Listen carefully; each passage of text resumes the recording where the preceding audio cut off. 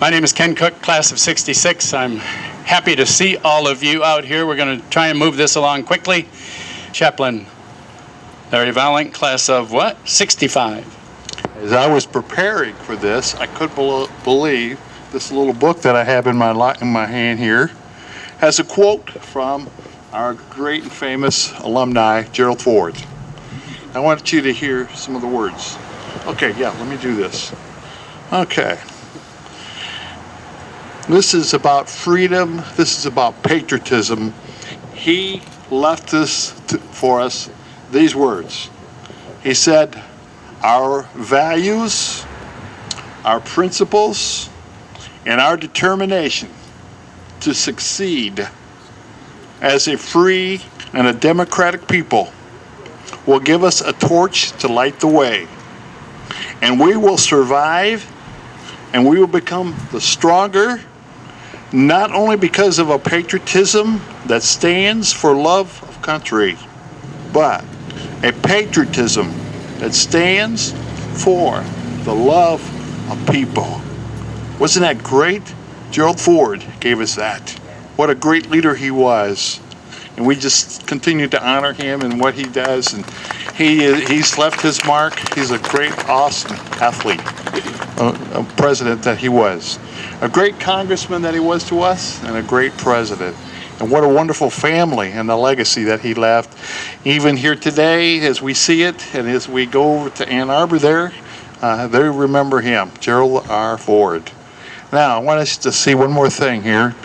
This is my spectrum. And how many have your spectrum? Interesting what they did in this. This shows you how smart our people were back in 65. You see the picture of the building. Can you hold this for a minute, Kenny? All right, look at this. I want you to see this. Here's the picture of the building. The next picture is when we were at a basketball game there. Look at all those people there. All those classmates. I was trying to find me in there. I couldn't find myself in there. I don't know why. Maybe I just wasn't interested in the game. I don't know. But here's what it says. It says, from the whole. From the whole. Next word, emerges. Athletes, scholars. Isn't this great? Leaders, craftsmen, magicians, amen to that, loyalists, friends, devotees. Isn't that awesome? From the whole. And that is a great, amazing thing. 65. We're going to say the pledge. Ready? I pledge allegiance to the flag of the United States of America and to the republic for which it stands, one nation under God, indivisible, with liberty and justice for all. Thank you. Next, I have the workforce specialist of the Grand Rapids Job Corps Center. Ms. Irona Hogan has some words for us. Hello, everyone. Hi, so I'm Iriana Hogan. I'm the workforce specialist of Gerald R. Ford Job Corps Center. And I would just like to personally thank each and every one of you guys for letting us be the place. Our home is your home. And it's amazing because through our meetings of meeting with everyone, just the pride and the spirit that you guys have. So it's amazing to see each and every one of you. If you are not familiar with Job Corps, we're a vocational training facility for ages 16 to 24, where we offer trades and GED and high school diplomas. So I just want to say again, thank you for each and every one of you. I hope you guys enjoy this and you all have a beautiful day. Thank you. Thank you very much. Sandra Warren, who's the impetus for a whole lot of this, has some words for us also. Thank you, Ken. So, how did we get from there to here? I thought I would give you very, very briefly, because there's a lot to this story, and I can talk for hours, and I'm not going to. It all began in the fall of 1942 in one of these classrooms behind me. Mr. Henry Mulder presented to his class something called the Buy a Bomber Program, which was a funding program initiated by the Treasury Department to get people to buy war bonds and war stamps. And so he told his 8th grade class, guess what? If you can show proof that you initiated $75,000 worth of war bond sales, you could buy a pursuit fighter. But if you could show proof that you raised $300,000 in war bond sales, you could buy a B-17 bomber. Well, in the back of that row, in the back of that classroom sat 13-year-old Arthur Blackport. He's with us today, and I'll introduce him in a few minutes. But he raised his hand and he said, Mr. Mulder, why don't we do that? And of course, Mr. Mulder said that was a great idea. Mr. Coryell loved it, and they were off and running. The first goal was to raise $75,000 in war bond sales. They gave themselves about 15 weeks from the middle of December till April 1st. Well, guess what? 5.5 weeks later, they had their pursuit fighter. Now, they had all this other time left over, and these are kids. What are they going to do? Hey, look what we did in 5.5 weeks. Let's get the big one, the B-17. We want the Flying Fortress. So they had a new campaign. They went back to it, and incredibly, and nobody believes this, the advisors didn't, the teachers didn't, the parents didn't, but in 2 weeks later, they had an additional $300,000, and they had their B-17 bomber. On April 6th, it was flown into Grand Rapids, Kent County Airport. They were able to name it. They named it the Spirit of South High. It was painted on the fuselage, and they had a big dedication ceremony. And then it flew off with all the hopes and dreams of these young people that this bomber was going to fight the definitive battle that ended the war. Well, guess what? Years and years and years went by, and every time the alumni got together, the big question was, does anybody know what happened to our bomber? And nobody knew. Of course, there were a lot of mythical stories because, they go to the movies and see the newsreels, and they'd be just sure that they saw some white paint on the side of that bomber that crashed and won that battle. And but nobody knew for sure. Well, 47 years later, an alumni named Robert Trufflemeyer decided to ask President Ford to please help find our bomber. And the report came back that it was used for training and it was dismantled in Columbus, Ohio. And that was the end of it. That was the end of it. So now jump to 2012. 23 years later, and I'm doing a history of South for my high school reunion. And I tell the story, and of course it ends with, it was dismantled in Columbus, Ohio. And afterwards I said, I don't know why everyone was disappointed, because a bomber like that houses 10 people, has a crew of 10, and if it was in training for just a couple of weeks, a month, it could have trained hundreds and hundreds of men, and surely they made a difference in the war. And my classmate, Joe Rogers, overheard me say that, and he's a veteran, and he decided he was going to find, we have the internet now, so he decided he was going to find out how many pilots were trained on our bomber. And instead he found a crash report. And it said it crashed in Meadows of Dan, Virginia. It crashed stateside. So he gave me a call, and I live in North Carolina. He said, how close are you to Meadows of Dan? I said, I don't know. I never heard of the place. And therein, the story got even crazy because they had no record of this crash. The Historical Society in Patrick County, Virginia, had no record of this crash. So needless to say, they think this is the greatest thing that's happened to them in years, to discover that this bomber crashed in their county. Not only that, the farmer sold his property to the Blue Ridge Parkway, and right behind the most photographed spot on the Blue Ridge Parkway, Mabry's Mill, and it circled the mill twice and crashed there. Last October 1st, on the 74th anniversary, we dedicated a marker almost identical to this one in Virginia. So you can go in Virginia and see this high school that closed 51 years ago is immortalized in Virginia on the Blue Ridge Parkway. And we decided we got to have make the full circle and have it here too. And I think Ken has has words from. I have words. This thing is introducing Arthur. I sent you this from the Patrick County Historical Society. Okay, he's going to read this from the Patrick County Historical Society. They really wanted to be here. Got my helpers. Oh yeah, I never did get your email, huh? Okay.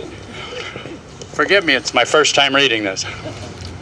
On behalf of the Patrick County Historical Society and Museum in Stuart, Virginia, we regret that we are unable to attend your dedication ceremony. Please know you have all our best wishes for your dedication activities. We fully support your commemorating this incredible school and community effort that helped America win the war. The fact that your bomber crashed in our rural county was tragic, but at the same time, it was fortunate that generous local people in both Patrick and adjoining Floyd counties were available to help the crew upon their initial parachute landing, and then to help them get transportation for medical treatment and to be reunited with military authorities. It's true that nobody died in the crash. Okay? Just the plane went down. Special thanks go to Mrs. Sandra Warren, who spent untold hours researching this story, but to so many others as well, those fine folks who helped and supported her in her efforts to solve the mystery of what had happened to the Spirit of South High bomber. Not to be forgotten by any means are those who spearheaded the fund drive to purchase the plane in the first instance. We in Patrick County are indebted to her and all of you for filling a gap in our local World War II history that was virtually unknown except by a few people in the western section of our county. Now, the people of our area and anyone traveling the Blue Ridge Parkway, the most visited national park in America, can know the full story of this remarkable event.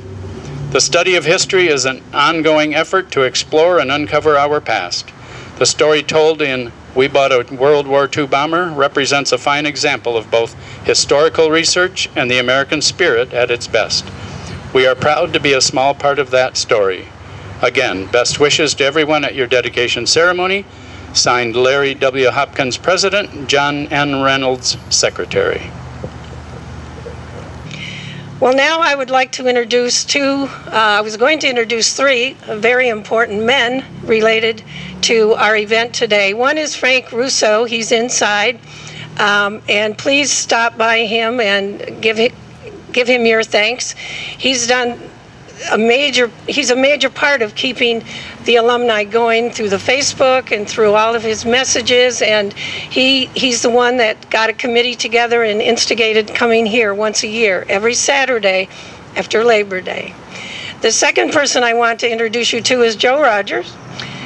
Joe is my classmate who overheard my conversation, and he's the one who found the crash report.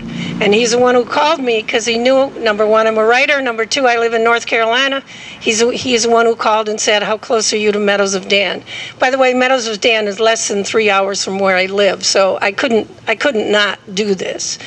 The second person, and probably the most significant of all, is Arthur Blackport, who just turned 90 last week. And none of us would be here, and this would not be any story related to South High School if he hadn't raised his hand and said, Mr. Mulder, why can't we do that?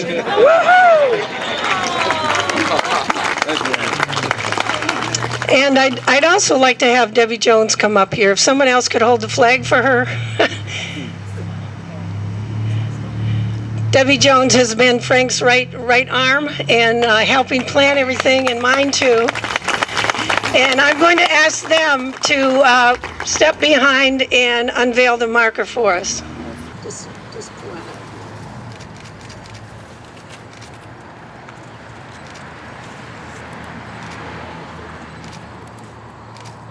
And there it is.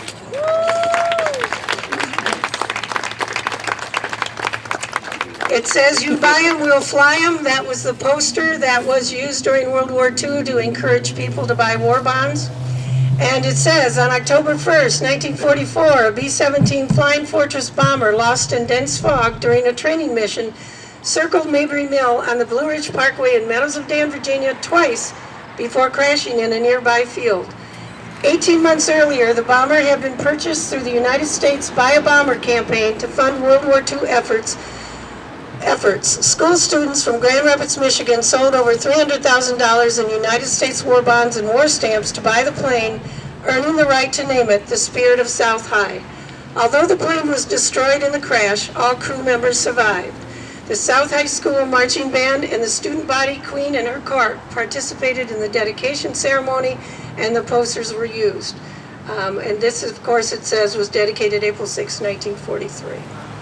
So there it is, folks.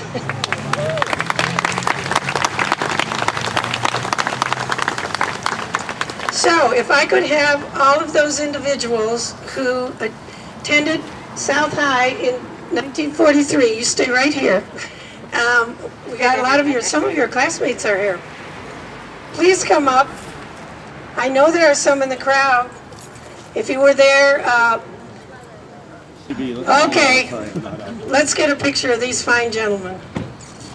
Let's give them a round of applause and thank you for the work you did.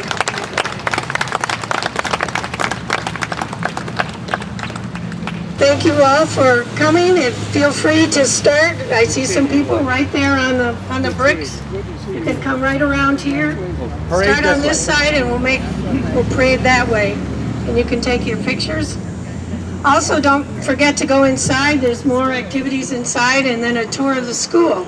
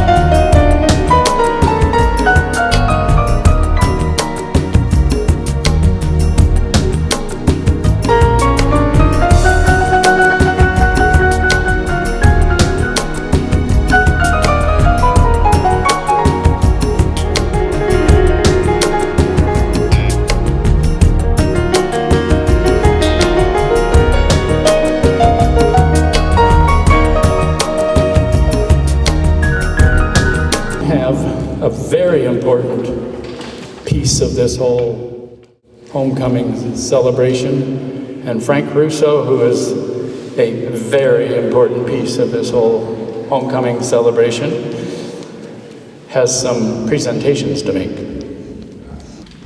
Hello, everybody. This is... Hello, Frank.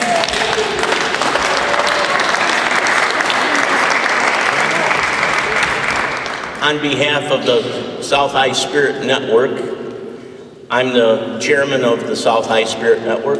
Debbie Jones is the co-chairman, and Marge Wilson is the other co-chairman. We probably have somewhere in a number of 25 or 35 people that are on the committee for the South High Spirit Network Homecoming event. This is our 8th annual homecoming event, and we started the very first year giving out a Spirit Award, and I ended up getting the first Spirit Award, which is now in the memorabilia room on display.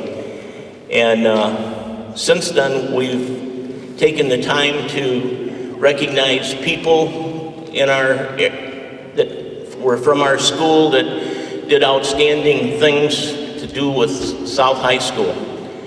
And this year is no different. We're honoring 3 South High students, and the first one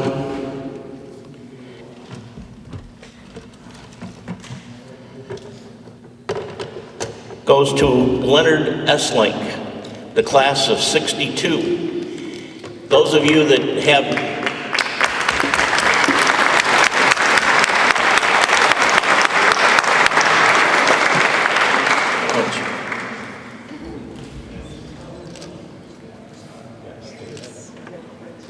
Thank you, Leonard.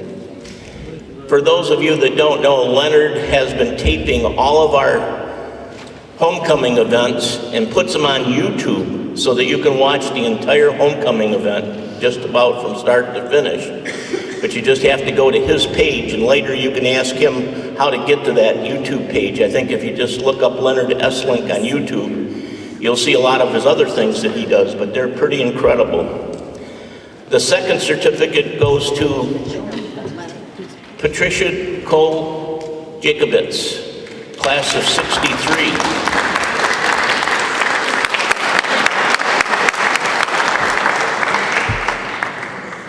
Patricia's another one of those fantastic people who just keep giving and giving all the time. She's been a supporter from the very beginning, before we even did the homecoming events. Her class of '63 was the motivation for me to do a lot of these things, because I was embraced by them during a lot of things that Marge used to do at Marge's Donut Den. And I got to know a lot of the members of the class of '63, and they invited me to their different reunions. And they basically helped start the South High Spirit Network. And without the class of '63, I don't know that there would have been a...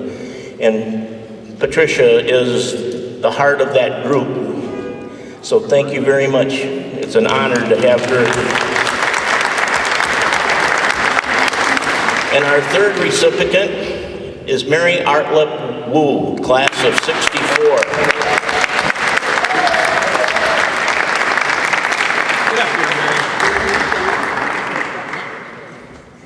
Make Mary smile. Make Mary smile. For those of you that don't know Mary is at every function that she can possibly be at and takes pictures for people at their different class reunions, at different functions. She's a family member for me because she takes care of half of my family at times for so many things, and she's such a dedicated person. So congratulations to Mary Wu, class of '64.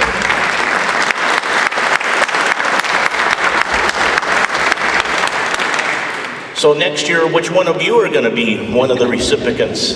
We'd like your participation at any time to be involved in any of the events that we have. We sponsor 2 events a year, or 2 events a month. We have an event the first Monday of every month at New Beginnings Restaurant, and it starts at 9 o'clock. And we have anywhere from 30 to 50 people that attend those events on a regular basis.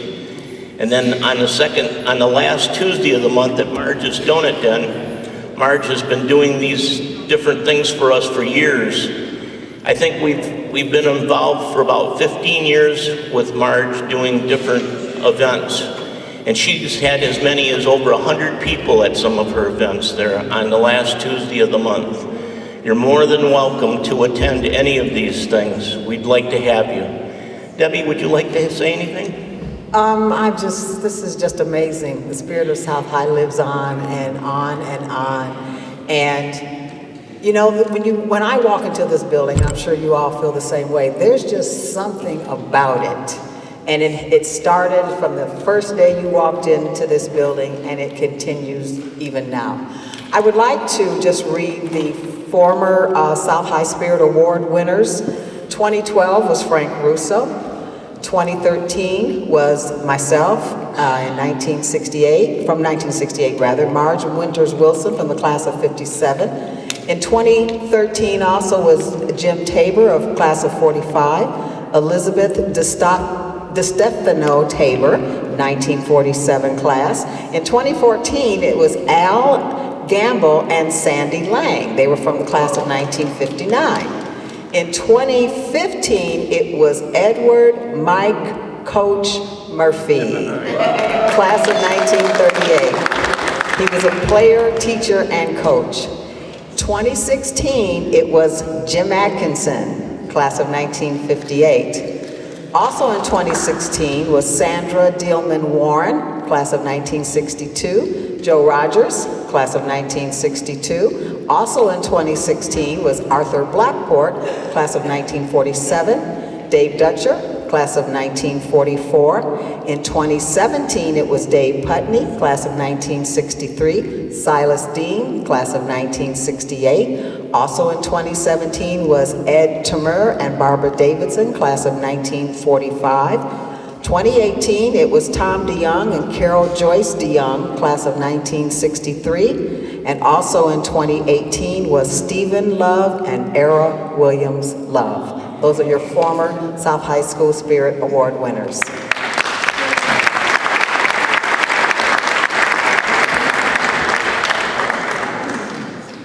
We really need to pay special tribute to a couple of people. One is Arthur Blackport that's here tonight, this afternoon. He helped start this whole bomber thing back when he was, what grade were you, Arthur? 8th grade.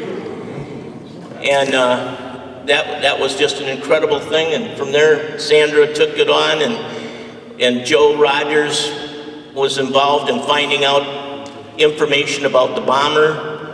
And one thing led to another, and now we've got several books and different things that are happening.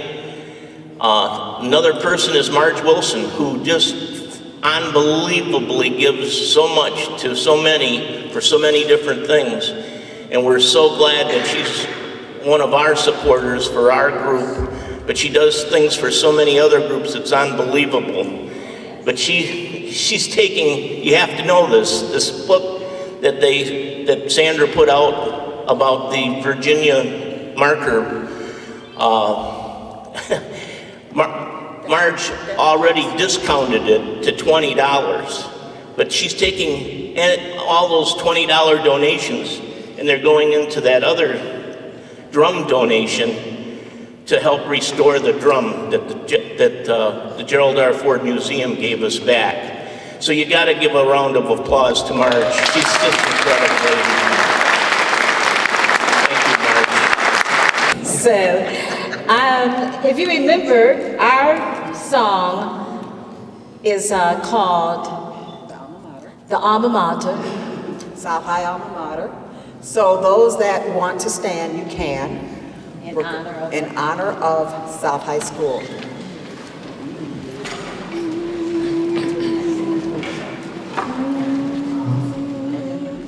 We sing to you, South will be true, love and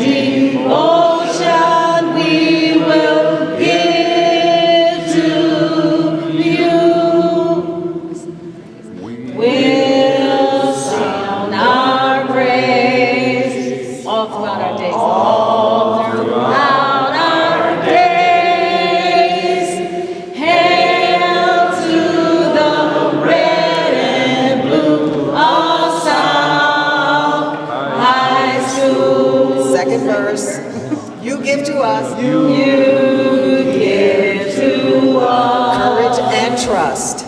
Courage and trust. Standards of loyalty. Standards of loyalty. And honor to. Honor to. We'll sound your praise. We'll sound our praise. All throughout our days. All throughout our days. Hail to the red and blue. Come on. Of South High School. Guys, we'll say.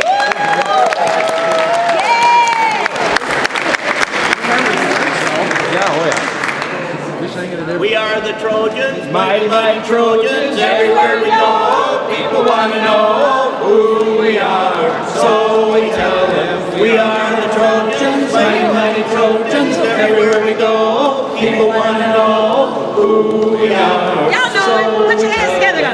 We are the Trojans, mighty, mighty Trojans. Everywhere we go, people want to know who we are. So we tell them we are the Trojans.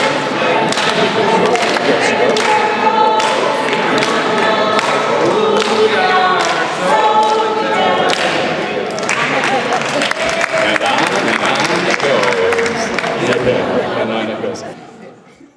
Jim Atkinson, president of the Varsity Club, South High School for years. The spirit of South High lives on and on and on. If you haven't gotten this book about We Build a Bomber, and then she has a follow-up book that's a little more fictional, I think, but it's still a very, very good story. They marched from Garfield Park down to the airport, which was the end of Madison Avenue and 28th Street, when they dedicated this. When I read that part of that book, I got chills. Now, 43, I probably wasn't remembering that. Maybe my folks did. But I was 3 years old, but I lived half a block off of Madison. And I can't imagine the South High Band leading them and everybody else following all the way out to that airport. It is a phenomenal book. Anybody who's got anything to do with South High will get chills reading that. South High Varsity Club actually started 32 years ago. If you got a major S award at South for any sport, you can be a member of the South High Varsity Club. We have the meeting the Thursday after Labor Day. We keep it that exact same day because the old guys with the leather football helmets that took a lot of beatings, they're not going to remember a date, but they'll remember Thursday after Labor Day. So 2 days ago, we had about 92 of us gather at Distinctive Catering. We had a program. Jim Haskins, who was the OK Conference commissioner, actually gave us a talk on the OK Conference. We have met 32 years now. The class of 1954, at their 40th class reunion, decided they would like to start a scholarship in the name of South High alumni. A year later, the officers of the varsity club actually came in and said, I think we know a lot more people than you guys do. Let us take over the scholarship. That was Carol Streeter and Jim Tabor. Jim Tabor's wife was Betty Tabor, Betty DiStefano. They knew everybody, the Peninsula Club, the churches, everything. They started collecting for the South High Alumni Scholarship, and what they did in their bylaws was say we will award 2 scholarships a year to students from the public schools in Grand Rapids, public high schools in Grand Rapids. At that time, there were 5 of those. They have started, you have to apply for that. The counselors at the high school actually and then interviewed the students, and then they would bring recommendations. And then in days gone past, Streeter and Tabors actually interviewed the applicants and chose 2. Over the years, we've provided 49 scholarships for Grand Rapids Community College, and 49 of students have gone through our South High scholarships. It is now called an endowed scholarship, and what an endowed scholarship means is there is enough money in the scholarship fund that the interest that the Grand Rapids Community College Foundation generates pays for the scholarship. Over those years, they have collected $254,000 in that scholarship. That scholarship will last as long as there is a community college.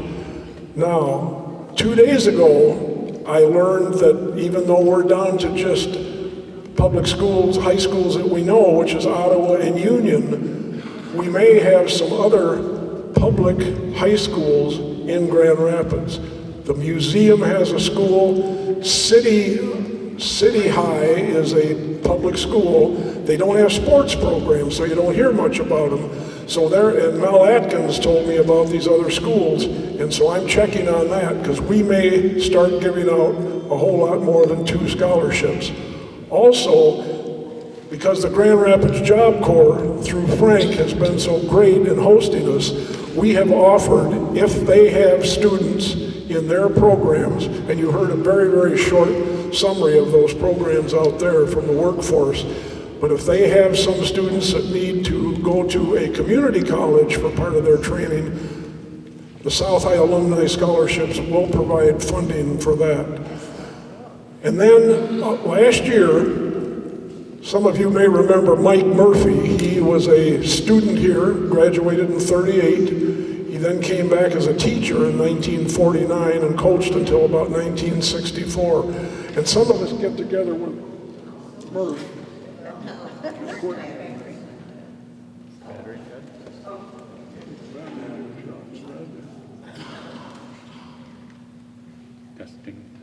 Some of us decided that Murph ought to be honored. He meant a lot to the 25 guys that golf with him once a week during the nice weather. But some of us wanted to get an honor for Murphy through community college, because he attended 1 year at community college. So the golf guys got together and ended up starting a scholarship for a student athlete. Murph made it a point throughout his life to always stress scholastics. He refused to be a phys ed teacher because he felt phys ed is a great class, but he wanted to teach something that somebody could really use in their life. He taught biology and physiology and anatomy. He does not want any fuss made over him. And believe me, if Murph doesn't want something done, you don't do it. But I approached him 3 times on it. He turned me down every time. 4th time, fortunately, his daughter was there, and she said, Dad, listen to what these guys are trying to get to happen. This would be a scholarship for a student athlete. And that's what you were all about your whole career, and people should know that. And I actually, out of the corner of my eye, as Jerry Murphy, his daughter was talking to him, saw him actually think about the fact that this just wasn't a bunch of guys that wanted something for him. And he said, okay. So we've started that scholarship. And donations, if some of you have funds that you want to donate to community college, donate them to the Grand Rapids Community College Foundation, to the Edward Mike Murphy Scholarship. One of these classes, class of '59, just had a 60-year reunion. Yes. Class of 59 members here, raise your hands. Well, they heard about this Mike Murphy Scholarship, and they handed me an envelope here, and they donated $875 to the Mike Murphy Scholarship.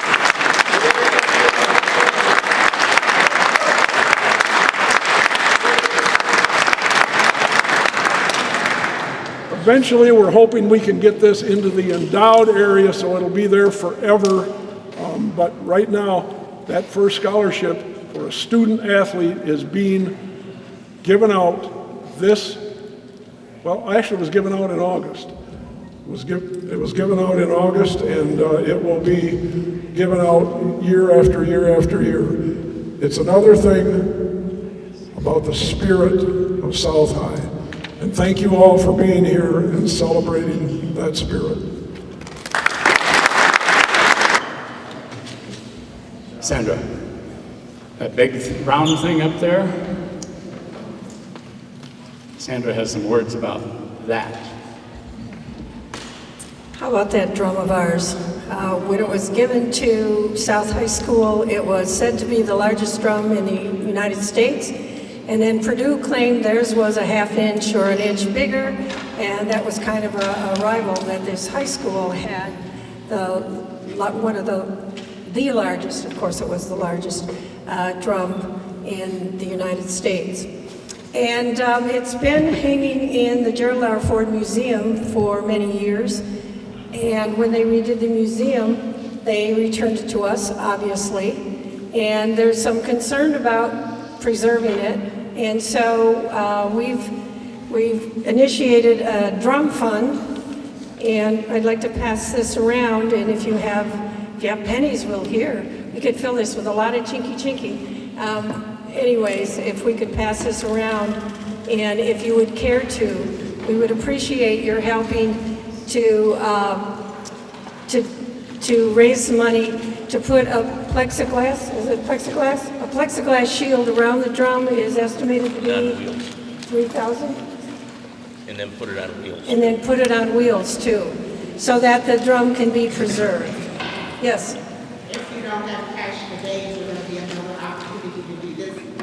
Well, you could certainly, Yeah, you can send it to Marge at Marge's Donut Den. you could send it to Marge at Marge's Donut Den, in care of the drum fund. It's time for another member of the class of '66. Just slide down, front and center, Clyde Sims. Yeah.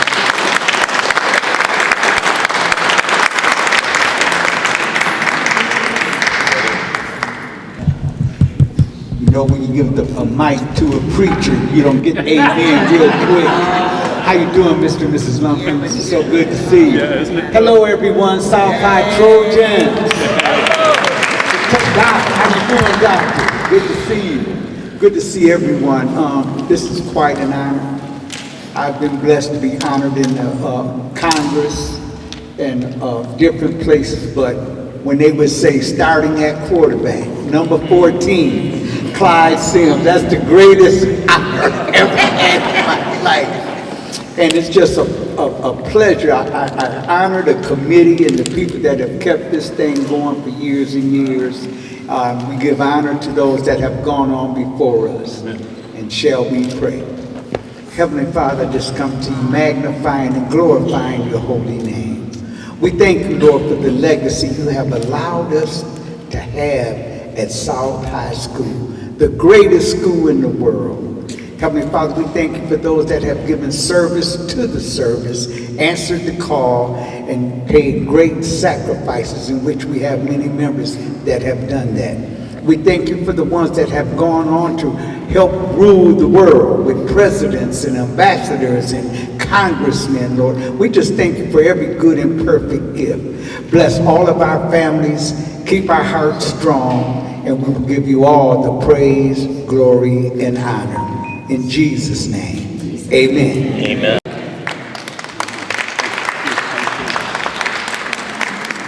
Again, you don't have to take off. You're welcome to stay and visit with people that you're surprised to see here. And come back next year with somebody that you told about the event, so we can grow this group again.